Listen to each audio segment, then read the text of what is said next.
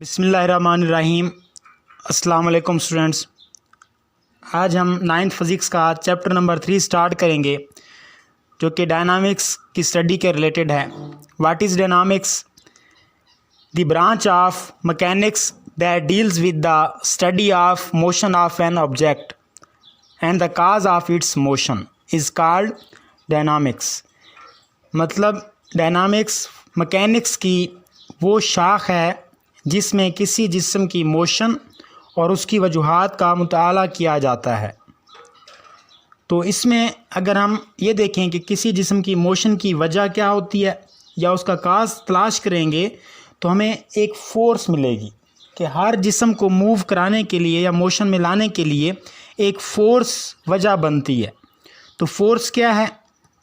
Force किसी जिस्म को मोशन में लाती है या मोशन में लाने की कोशिश करती है, किसी भी जिस्म की मोशन को रोकती है या रोकने की कोशिश करती है। फ़ोर्स की मदद से किसी भी हरकत करते हुए जिस्म की सिमत को भी तब्दील किया जा सकता है। तो हम इसकी डेफिनेशन कर सकते हैं। फोर्स मूव्स और टेंड्स टू मूव, स्टॉप्स और tends to stop the motion of a body. Force can also change the direction of motion of a body.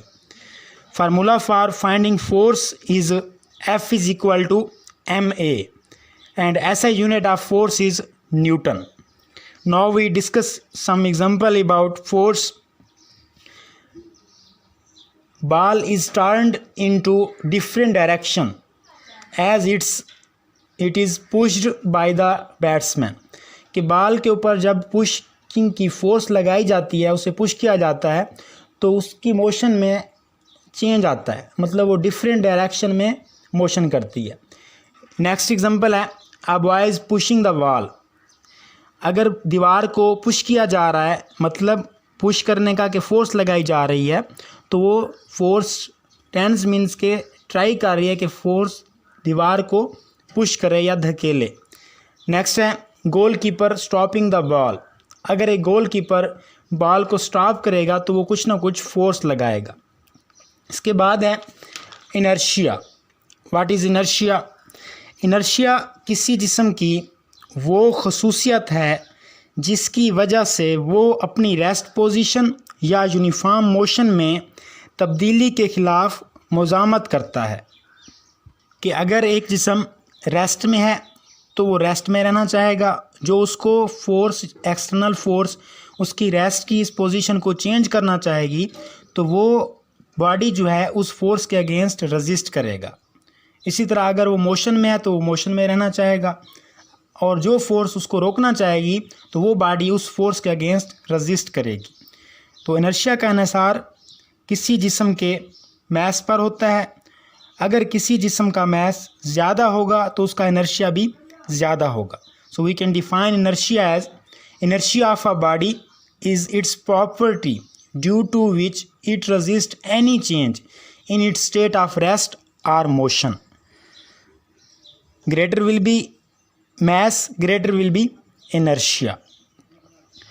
तो इसके बाद हम कुछ इनर्शिया की एग्जांपल एक्सप्लेन करते हैं।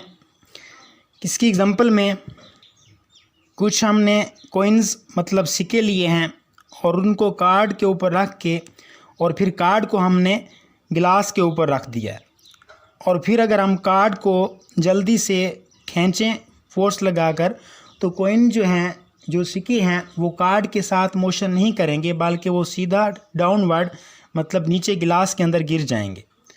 क्यों? ये कैसे हुआ? कॉइन्स या जो सिक्के हैं वो रेस्ट में थे तो उनकी इनर्शियल प्रॉपर्टी यही थी कि वो रेस्ट में रहें। अगर हमने फोर्स लगाई है तो उसकी वजह से कार्ड तो बाहर आ गया है लेकिन कॉइन्स बिल्कुल वैसे उसी जगह पे रहे हैं जिसकी वजह से वो नीचे गिलास में गिर गए हैं। The coins on the card will fall into the glass as the card flick away.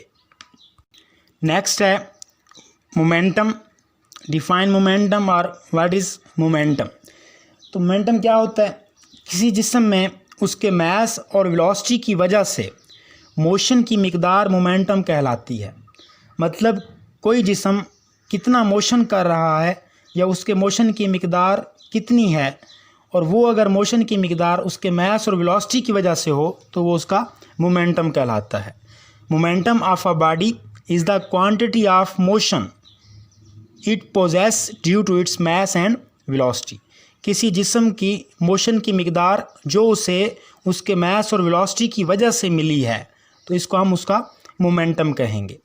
Formula momentum का, किसी जिस्म का मोमेंटम p उसके जिस्म के मास और वेलोसिटी के हासिल ज़रब के बराबर होता है।